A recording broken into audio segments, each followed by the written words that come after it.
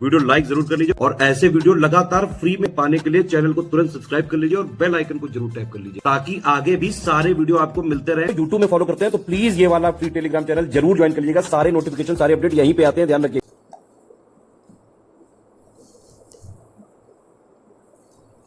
नमस्कार साथियों, स्वागत है आप सभी का स्टडी फॉर सिविल सर्विसेज में। ये क्लास है हमारी आरओ बीओ और पीसीएस 2024 के लिए इंपॉर्टेंट क्वेश्चंस की। ये जीएस का हमारा इंपॉर्टेंट प्रैक्टिस सेट है जिसको अभी हम जो रिवाइज कर रहे हैं या जो टॉपिक हम लोग पढ़ रहे हैं वो है हिस्ट्री के इंपॉर्टेंट क्वेश्चंस की हम यह सीरीज लेकर के आते हैं। तो अगर आपने हिस्ट्री को पढ़ लिया है, आपको ऐसा लगता है कि आपकी हिस्ट्री कंप्लीट है, तो एक बार इस सीरीज को देखिए, इसमें आए हुए प्रश्नों को लगाइए और आपको एहसास होगा कि हिस्ट्री में क्या क्या हमने पढ़ लिया है और क्या क्या पढ़ना बाकी है और आयोग, लोक सेवा आयोग किस तरीके के सवाल पेपर में पूछता है। ठीक है, तो चलिए जल्दी से सीरीज को शुरू करते हैं। ये है सेट नंबर 6, इससे पहले सेट नंबर 5 तक मैं आपको ऑलरेडी लगवा चुका हूं। ठीक है, चलिए ये हमारा सेट नंबर 6। ठीक, चलिए तो ठीक है, बढ़ते हैं अगले प्रश्न की ओर। देखो प्रश्न नंबर 54 आपके सामने देखिए। लखनऊ में स्थापित अखिल भारतीय किसान कांग्रेस के महासचिव के रूप में किसे चुना गया? ऑप्शन देखिए, स्वामी सहजानंद, एनजी रंगा, इंदुलाल याग्निक और राम मनोहर लोहिया। ये आपको बताना है। देखो देखते हैं इसका आंसर करते हैं भैया। देखो अगर मैं बात करूं अखिल भारतीय किसान कांग्रेस, तो पहले तो इसका नाम लिख लेते हैं, अखिल भारतीय किसान कांग्रेस। तो अखिल भारतीय किसान कांग्रेस की जो स्थापना है ये हुई है 1936 में। पहला तो प्रश्न आपको यही याद रखना है, एक्स्ट्रा में जो पेपर में अब पूछा जा सकता है कि अखिल भारतीय किसान कांग्रेस की स्थापना कब हुई। ठीक है, तो आपको याद रखना है अखिल भारतीय किसान कांग्रेस की स्थापना हुई है 1936 में। दूसरा कहाँ हुई है, तो ये तो सवाल में ही है, इसकी स्थापना हुई है साथियों लखनऊ में। दूसरी चीज़ आपको याद रखनी है कि स्थापना कहाँ हुई है, 1936 में लखनऊ में हुई है। तीसरा आपको याद रखना है कि अखिल भारतीय किसान कांग्रेस की स्थापना की किसने है, ये भी तो इम्पोर्टेंट है। तो आपको याद रखना है इनकी स्थापना की है सहजानंद सरस्वती ने। ठीक है, स्वामी सहजानंद सरस्वती। कहाँ लिखूँ, चलिए यहीं लिख देता हूँ, इसका हटा देता हूँ। इसके संस्थापक कौन है? इसके संस्थापक हैं स्वामी सहजानंद सरस्वती। ये भी आपको याद रखना है। ठीक है, और अब हम अपने मुख्य सवाल पे लौटते हैं जो एग्जाम में पूछा गया था कि इसके पहले सचिव कौन थे। तो अध्यक्ष तो है इसके स्वामी सहजानंद सरस्वती और इसके पहले सचिव थे एनजी रंगा। इस संस्था से, अखिल भारतीय किसान कांग्रेस से काफ़ी बड़ी बड़ी विभूतियाँ जुड़ी हुई हैं। जैसे आपने एक व्यक्ति का नाम जरूर सुना होगा, राहुल सांस्कृत्यायन। नाम सुना है कि नहीं? राहुल सांस्कृत्यायन एक बहुत बड़े जो है हम कहेंगे एक यात्रा साहित्यकार है। दुनिया भर की यात्रा उन्होंने करी है। उन्होंने एक बुक भी लिखी है, अथा तो घुमक्कड़ जिज्ञासा। तो राहुल सांस्कृत्यायन इसी संस्था से जुड़े हैं। आपने नाम सुना होगा लोक नायक जयप्रकाश नारायण, वो भी इसी संस्था से जुड़े हुए हैं। तो काफ़ी बड़े बड़े सेलिब्रिटी या हम कहें बड़े बड़े लोग इस संस्था से जुड़े हुए थे और इसके संस्थापक है स्वामी सहजानंद सरस्वती। ठीक, और इसके पहले सचिव है एनजी रंगा। याद रखा जाए, महत्वपूर्ण है, 1936 में स्थापना हुई है। बढ़ते हैं अगले प्रश्न की तरफ। अब एक तरफ दिए हुए हैं संपादक या फिर लेखक और दूसरी तरफ दी हुई है अखबार, पत्रिका या फिर पुस्तक। बेसिकली आपको बताना है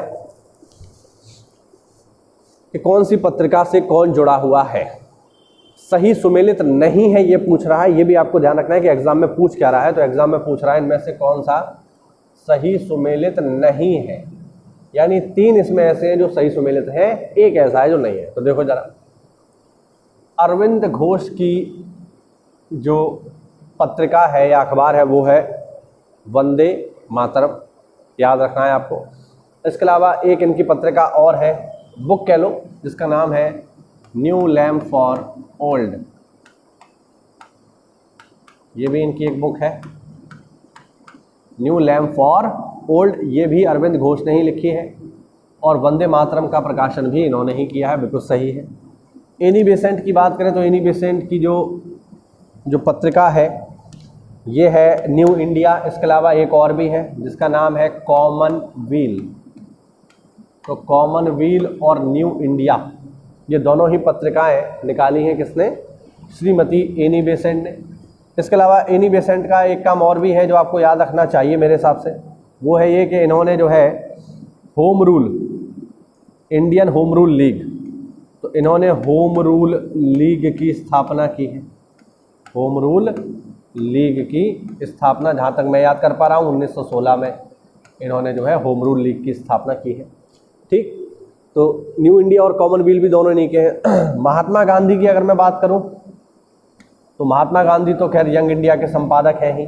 इसके अलावा हरिजन, ये भी महात्मा गांधी ने ही निकाला है। ठीक है, यंग इंडिया है, हरिजन है, ये दोनों की दोनों महत्वपूर्ण जो पत्रिकाएं हैं ये निकाली गई हैं महात्मा गांधी के द्वारा।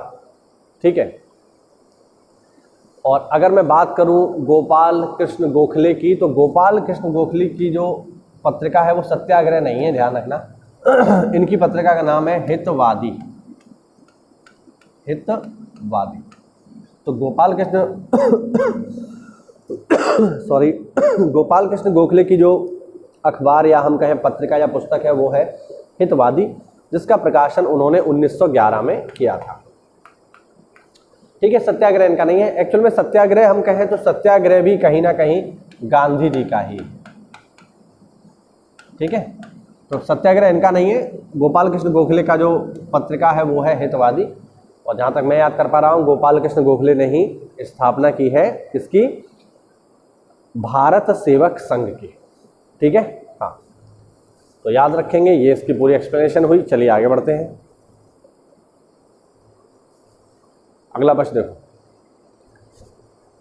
किस क्रांतिकारी नेता ने कलकत्ता से क्रूर पुलिस कमिश्नर चार्ल्स टैगार्ट की हत्या का प्रयास किया?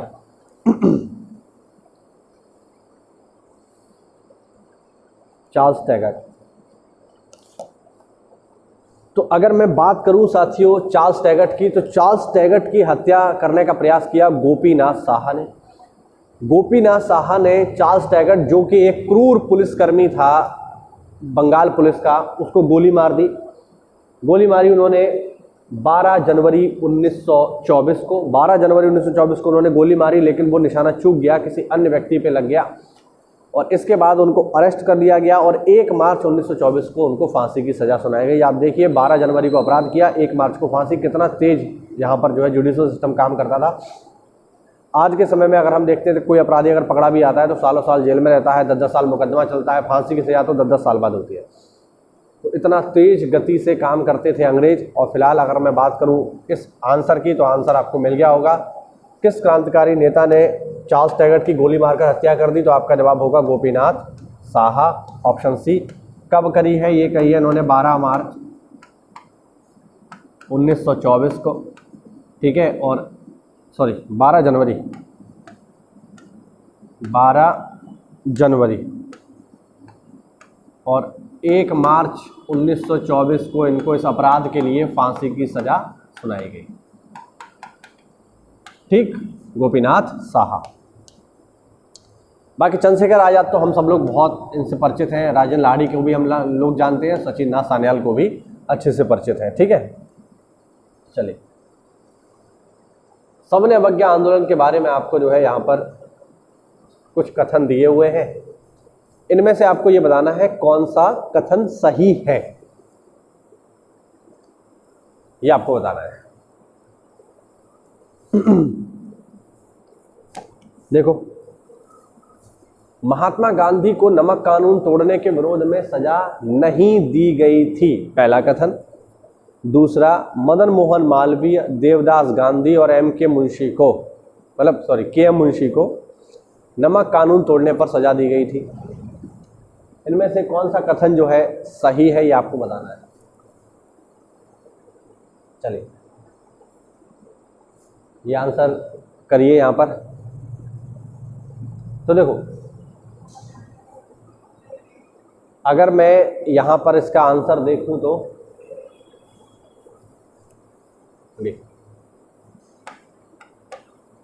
यहाँ पर जो दूसरा है ये बिल्कुल सही है, इसमें कोई डाउट नहीं है। मदन मोहन मालवीय और देवदास गांधी। देवदास गांधी कौन है? ये महात्मा गांधी के पुत्र हैं।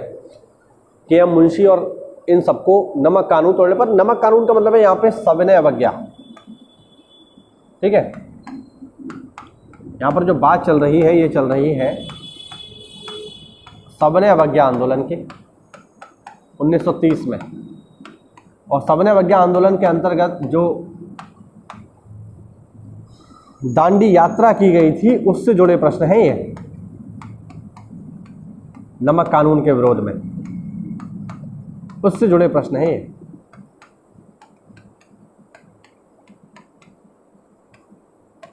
ठीक है।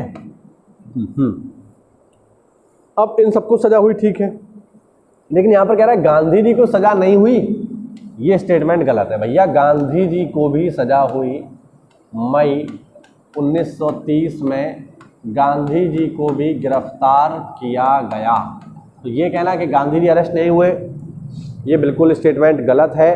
बिल्कुल गांधी जी अरेस्ट हुए। मैंने आपको बता भी दिया कब अरेस्ट हुए। मई 1930 में गांधी जी को अरेस्ट करके जेल में डाला गया, नमक कानून का विरोध करने के लिए, या फिर हम कहें नमक कानून को तोड़ने के लिए। क्योंकि 6 अप्रैल 1930 के दिन महात्मा गांधी ने दांडी नामक स्थान से एक मुट्ठी नमक उठा करके दांडी यात्रा को कंप्लीट किया और नमक कानून तोड़ा।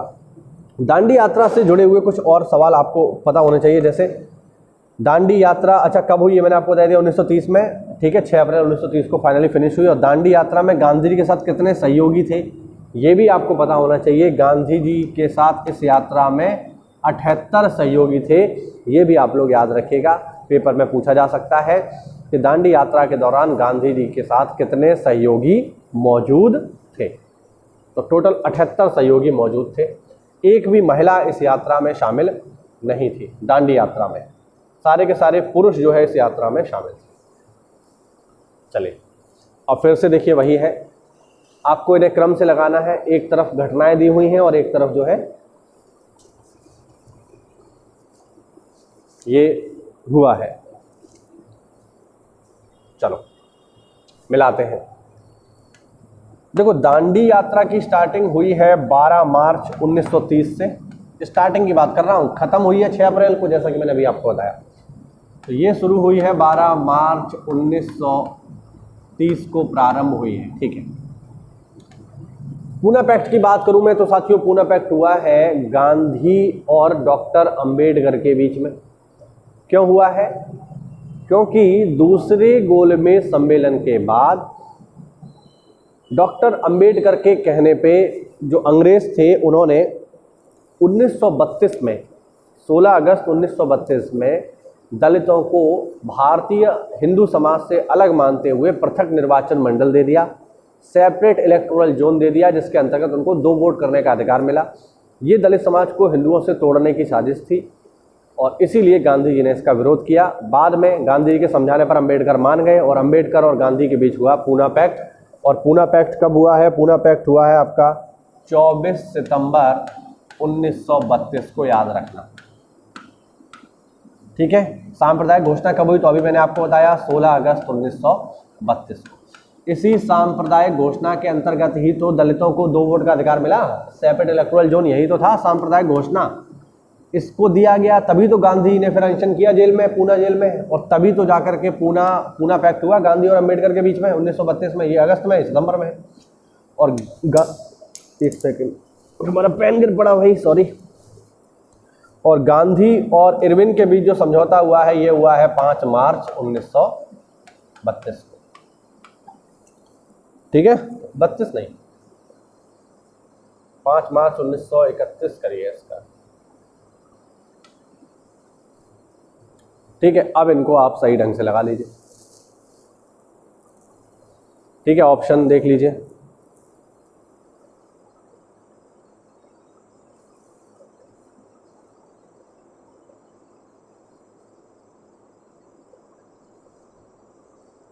हाँ जी।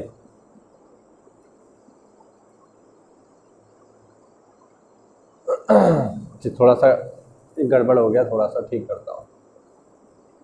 हाँ अब सही है। अब इनको सही ढंग से लगा लो, क्या दिक्कत है? अब तो हो ही जाएगा।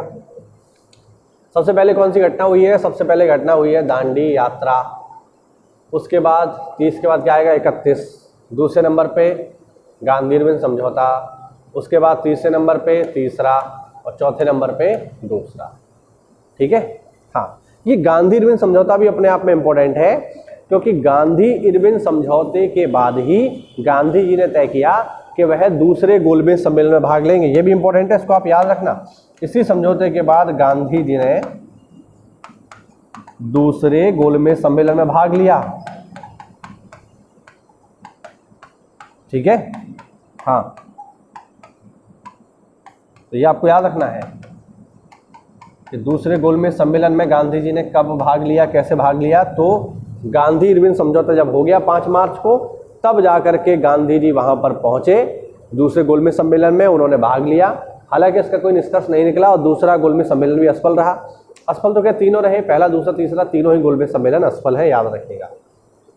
चलो आगे बढ़ते हैं। दिल्ली सल्तनत के शासक ने, किस शासक ने अपने आप को खलीफा घोषित कर दिया? ठीक है, चलिए, बलबन अलाउद्दीन खिलजी, मुबारक शाह खिलजी और मोहम्मद बिन तुगलक। चलिए आंसर देखते हैं, सीधे सीधे इसका आंसर करेंगे। इसका जो आंसर है वो है ऑप्शन सी, मुबारक शाह खिलजी। इसने स्वयं को खलीफा घोषित कर दिया। इसने कहा मुझे अपनी गद्दी का सर्टिफिकेट किसी खलीफा से लेने की ज़रूरत नहीं है, मैं ही अपने आप को खलीफा घोषित करता हूँ। खलीफा मतलब आप समझ लो इस्लाम का सबसे बड़ा धर्मगुरु। एक ज़माने में हुआ करता था, फर्स्ट वर्ल्ड वॉर के बाद ख़त्म हो गया, उसको हम कहते थे खलीफा। तो कोई भी व्यक्ति जो राजा बनता था उसको खलीफा से सर्टिफिकेट लेना पड़ता था। लेकिन यहाँ पर इसने कहा कि मैं खुद ही खलीफा हूँ, क्योंकि ये मानसिक रूप से थोड़ा अस्थिर था और ये जो है स्त्रीण स्वभाव का था। हिंदी में स्त्रीण कहते हैं, इंग्लिश में एफिमिनेट कहते हैं, लोकल भाषा में से गे कह सकते हैं हम लोग। तो गे प्रवृत्ति का था मुबारक शाह खिलजी। ठीक है। बाकी मैं बात करूँ बलबन की, तो बलबन एक बहुत ही महत्वपूर्ण शासक है जिसने जो है चालीसा को समाप्त किया। चालीसा समाप्त करने वाले व्यक्ति कौन है? बलबन। अलाउद्दीन खिलजी के बारे में अगर मैं देखूँ तो एक पॉइंट जो आपको याद रखना चाहिए कम से कम, वो है बाजार नियंत्रण प्रणाली। कम से कम इतना तो याद हो, बाकी तो बहुत लंबा चौड़ा है ये। ठीक है। मोहम्मद बिन तुगलक को भैया क्या कहते हैं? असफलताओं का राजकुमार।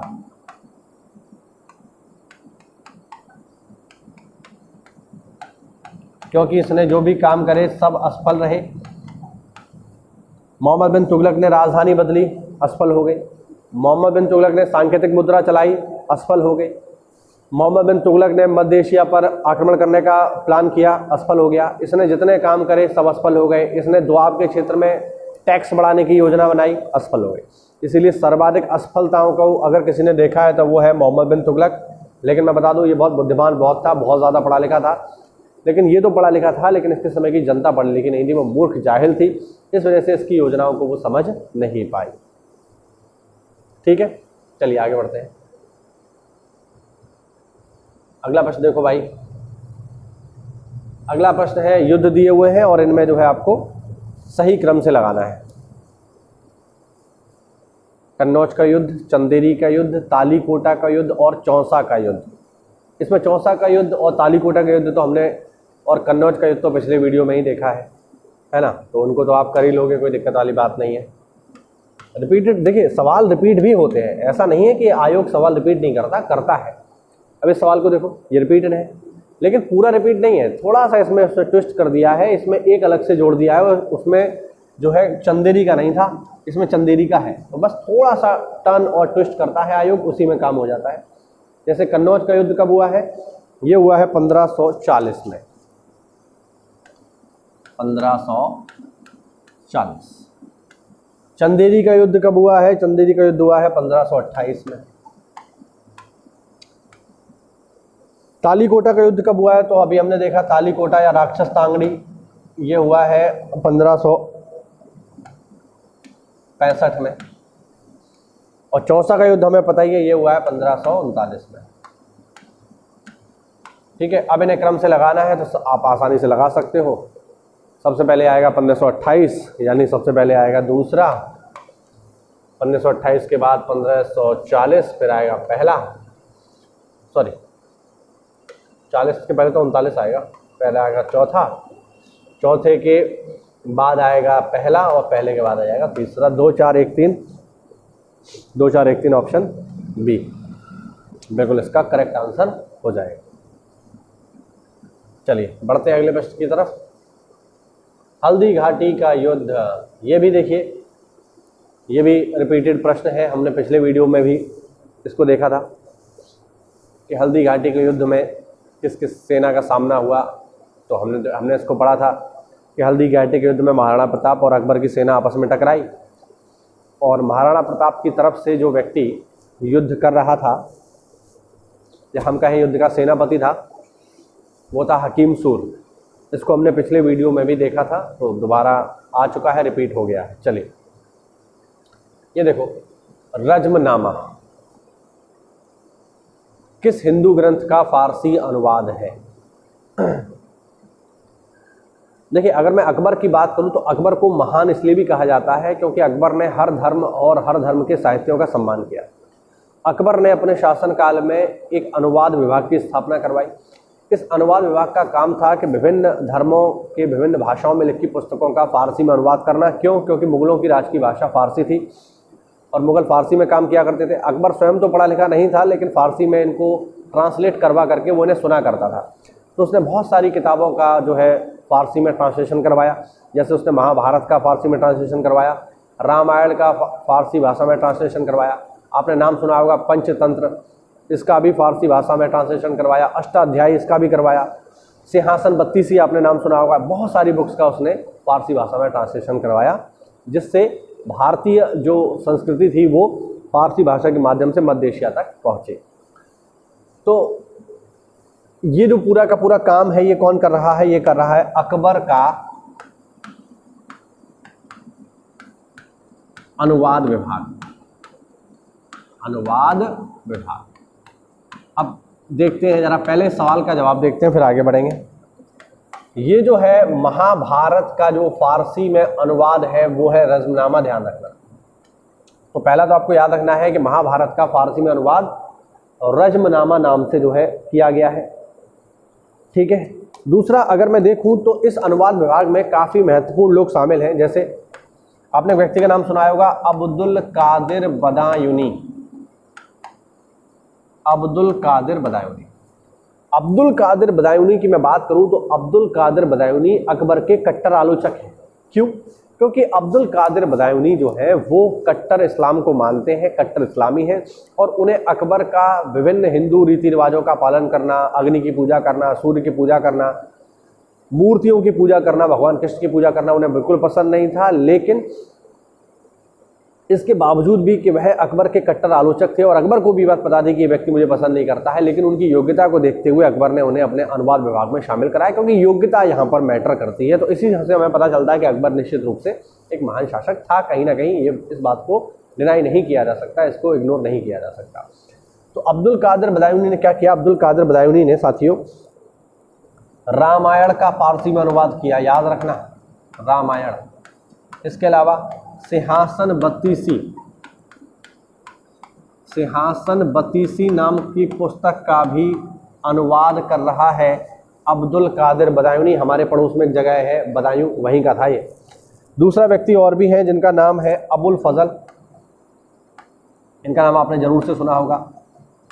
ये है अबुल फजल।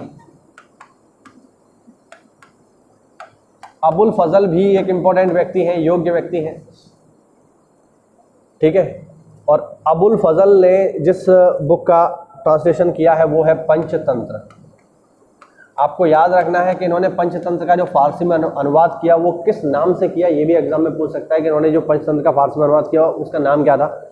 तो उसका नाम था साथियों अनवर ए सुहेली। अनवर ए सुहेली। तो अनवर ए सुहेली नाम से इन्होंने पंचतंत्र का फारसी में अनुवाद किया। अबुल फजल की मैं बात करूं तो अबुल फजल अकबर के पक्के मित्रों में से एक है, अकबर के नवरत्नों में शामिल है। और अकबर के बेटे सलीम, जिन्हें हम जहांगीर के नाम से जानते हैं, उन्होंने जब अकबर के खिलाफ विद्रोह किए तब उनको समझाने के लिए अकबर ने अबुल फजल को ही भेजा। इस बात से सलीम इतना ज़्यादा नाराज़ हो गया कि उसे ये बात इतनी ख़राब लगी कि जब सलीम गद्दी पर बैठा तो उसने वीर सिंह देव बुंदेला नाम के एक हत्यारे को, या हम कहें एक शार्प शूटर को, जो हत्याएं करता है पैसे लेकर के, उसको इनकी सुपारी दे दी 33 लाख रुपए में। और 33 लाख रुपए में वीर सिंह देव बुंदेला ने जो है हत्या कर दी अबुल फजल की, और बाद में उसी 33 लाख रुपए से वीर सिंह देव बुंदेला ने बनवाया राधा मंदिर, जिसे औरंगजेब ने गिरा दिया। तो ये महत्वपूर्ण इन्फॉर्मेशन है, आपको पता होना चाहिए अबुल फजल के बारे में। ठीक है, आप लोग मुझे थोड़ा एक सवाल का जवाब कमेंट करके दीजिएगा कि अबुल फजल के पिताजी का क्या नाम था। थोड़ा हिंट आपको देता हूँ। अबुल फजल के पिताजी वही व्यक्ति हैं जिन्होंने अकबर के मजहर घोषणा पत्र को बनाने में बहुत ज़्यादा सहायता करी। अगर आपने मेडाइवल इंडिया पढ़ा है तो आपको पता होगा कि अकबर ने मजहर की घोषणा की थी, जिसका अर्थ होता है कि अकबर अब राजनीतिक मामलों के साथ साथ धार्मिक मामलों का भी सर्वोच्च अधिकारी बन गया। तो उस मजहर के घोषणा पत्र को तैयार करने में महत्वपूर्ण भूमिका निभाई थी अबुल फजल के पिताजी ने। आप लोग मुझे कमेंट करके बताना वो व्यक्ति कौन है। चलिए बढ़ते हैं अगले प्रश्न की तरफ।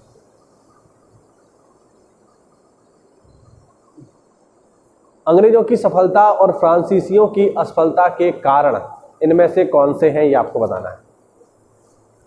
अंग्रेजों को बंगाल विजय से अपार धन और जनशक्ति का मिलना, पहला। दूसरा, अंग्रेजों की बेहतर नौसैनिक ताकत। चलिए यहां पर हमें यह बताना है कि जो फ्रांसीसी युद्ध हुए हैं, ठीक है, आंग्ल फ्रांसीसी युद्ध, जिन्हें हम कर्नाटक वॉर के नाम से भी जानते हैं। कर्नाटक युद्ध आपने सुने होंगे। टोटल 4 कर्नाटक युद्ध हुए हैं। उनमें एक सप्तवर्षीय युद्ध 1656 से 1663 तक का बहुत फेमस है, उसको भी मैं लिख दूंगा। तो ये जो युद्ध हैं जिनमें अंतिम रूप से पेरिस की संधि के साथ अंग्रेजों को विजय हुई और फ्रांसीसी हार गए, उसका रीजन क्या है? तो देखो, पहला रीजन जो है कि बंगाल पर जब अंग्रेजों का कब्जा हो गया तो बंगाल पर कब्जे से अंग्रेजों को बहुत फायदा हुआ। पहला, बंगाल की अपार संपत्ति अंग्रेजों के हाथ लग गई। जो बंगाल के नवाब थे वो कमजोर हो गए तो अंग्रेजों ने कब्जा कर लिया। और दूसरा, बंगाल की जितनी भी फौजें थीं वो भी कहीं ना कहीं अंग्रेजों को प्राप्त हुई। तो पहला रीजन वो है अपार मात्रा में धन संपदा प्राप्त होना। और युद्ध करने के लिए सबसे इंपॉर्टेंट चीज़ क्या? पैसा। और बंगाल विजय से अंग्रेजों को पैसा मिला और उसी पैसे का इस्तेमाल करके अंग्रेजों ने फ्रांसीसियों को भारत से बाहर कर दिया। दूसरा, अगर हम देखें, दूसरा है ये कि अंग्रेजों की नौसैनिक ताकत, यानी जो अंग्रेजी नेवी थी वो फ्रांसीसियों की नेवी से कहीं ना कहीं बेहतर थी। और तीसरा जो सबसे इंपॉर्टेंट रीज़न वो है ये, जो शायद अगर आपने मॉडर्न इंडिया अच्छे से पढ़ा है तो ही आप इसे समझ पाओगे या बता पाओगे, वो ये कि अंग्रेजी ईस्ट इंडिया कंपनी एक प्राइवेट कंपनी थी, ठीक है, और फ्रांसीसी जो ईस्ट इंडिया कंपनी थी वो एक सरकारी कंपनी थी। ये भी एक बड़ा अंतर था क्योंकि वो सरकार के नियंत्रण में थी, इसीलिए उससे जुड़े हुए जो लोग हैं वो इतना सही ढंग से युद्ध नहीं करते थे, क्योंकि सरकारी काम देखो सरकारी होता है। बात समझ पा रहे हो मेरी, मैं क्या बताना चाह रहा हूँ? जबकि प्राइवेट काम को लोग बहुत तन मन धन से करते हैं, उन्हें पता है नहीं करेंगे तो कंपनी निकाल के बाहर कर देगी। तो ये भी एक रीज़न था। फ्रांसीसी कंपनी सरकारी थी, इसीलिए सरकारी तरीके से चल रही थी, धीरे धीरे ढर्रे पर चल रही थी। और ये जो है एक प्राइवेट कंपनी थी जो पूरी तरीके से लाभ के सिद्धांत पर काम करती थी। उन्हें पता था अगर हम काम नहीं करेंगे, लाभ नहीं देंगे तो कंपनी हमें वापस बुला लेगी। इसी सब कारणों की वजह से जो कर्नाटक युद्ध हुए, आपको याद रखना है इस पॉइंट को कि जो कर्नाटक युद्ध हुए हैं, कर्नाटक युद्ध, पहला तो यही याद रखना, कर्नाटक युद्ध किसके बीच हुए हैं? अंग्रेजों यानी आंग्ल और फ्रांसीसियों के बीच में। ये आपको याद रखना है, पहला अंग्रेजों और फ्रांसीसियों के बीच हुए हैं कर्नाटक युद्ध। और कर्नाटक युद्धों में भी एक सबसे इंपॉर्टेंट युद्ध जो पेपर में पूछता है वो है सप्तवर्षीय युद्ध, यानी 7 साल के लिए युद्ध चला है। सप्तवर्षीय युद्ध जो चला है 1756 से 1763 तक, हो गए ना 7 साल, 56 से 63। तो ये भी याद रखना। दूसरा, कर्नाटक युद्धों का अंत किस संधि से हो गया, ये भी याद रखना। तो पेरिस की संधि से इस युद्ध का अंत हो गया। पेरिस की संधि, जहाँ तक मैं याद कर पा रहा हूँ 1760 के आसपास पेरिस की संधि हुई है। इसी संधि के बाद से भारत से अंग्रेजों ने फ्रांसीसियों को पूरी तरीके से बाहर कर दिया। बाहर करने से सेंस कि फ्रांसीसी शक्ति की हार हुई और यहाँ से तय हो गया कि अब भारत पर कब्जा अंग्रेजों का होगा। फ्रांसीसी केवल एक साधारण व्यापारी के रूप में ही यहाँ रह सकते हैं, अपनी शक्ति विस्तार नहीं कर सकते। तो याद रखिएगा, इंपॉर्टेंट इन्फॉर्मेशन है, सारी की सारी एग्जाम में पूछी जा सकती है। चलो आगे बढ़ते हैं। ठीक है, अंतिम प्रश्न, यहाँ पर आपको सूची फर्स्ट से सूची सेकंड का मिलान करना है। चलिए, रंपा विद्रोह, पाबना किसान विद्रोह, बंगाल नील विद्रोह। बंगाल नील विद्रोह को हमने पिछले वीडियोस में भी देखा था। जयंतिया विद्रोह आपको बताना है।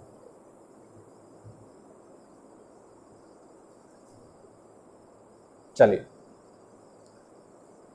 रंपा विद्रोह जो हुआ है साथियों, ये हुआ है 1860 से 1863 तक। रंपा विद्रोह 1860 से 1800 सॉरी रंपा विद्रोह नहीं, 1860 नहीं, रंपा विद्रोह हुआ है 1879 से 1880 तक। पाबना जो किसान विद्रोह है साथियों, ये हुआ है 1873 से 1876 तक। नील विद्रोह जो हुआ है, जिसको हमने पिछले वीडियोस में भी देखा था, वो हुआ है 1859 से 1860। और जयंतिया विद्रोह हुआ है 1860 से 1863। ये इसका सही जवाब हो गया। ए का दूसरा, बी का चौथा, सी का पहला और डी का तीसरा। ये इसका सही जवाब है। ठीक है ना। हाँ, रंपा विद्रोह में अक्सर ये भी पूछ लेता है कि इसके लीडर कौन थे, तो इसके लीडर का नाम है राजू रंपा। ठीक है, तो याद रखना। तो ये हुआ आज का हमारा वीडियो। उम्मीद करता हूँ नई जानकारी आपको इसमें मिली होगी। मैंने जो व्याख्या करी आपको अच्छी लगी होगी, कुछ नए सवाल जानने को मिले होंगे। तो ऐसा है तो वीडियो को लाइक करिए। चैनल अगर पसंद आ रहा हो तो एक बार सब्सक्राइब भी कर ही लीजिए, क्योंकि हम तैयारी कर रहे हैं सब लोग पीसीएस की, तो आपको हेल्प ही करेगा। मिलते हैं साथियों अगली क्लास में। और आप लोग कमेंट करके बताइए मुझे कि आपको जीएस के अलावा किन किन टॉपिक्स पे, जैसे हिस्ट्री हमारा चल रहा है, हिस्ट्री के अलावा आपको किन किन टॉपिक्स पे वीडियोस चाहिए, मैं उन पर वीडियो बनाऊंगा और आपको पूरी हेल्प करूंगा आपके एग्जाम के लिए। मिलते हैं अगली क्लास में, तब तक के लिए जय हिंद, जय भारत, वंदे मातरम।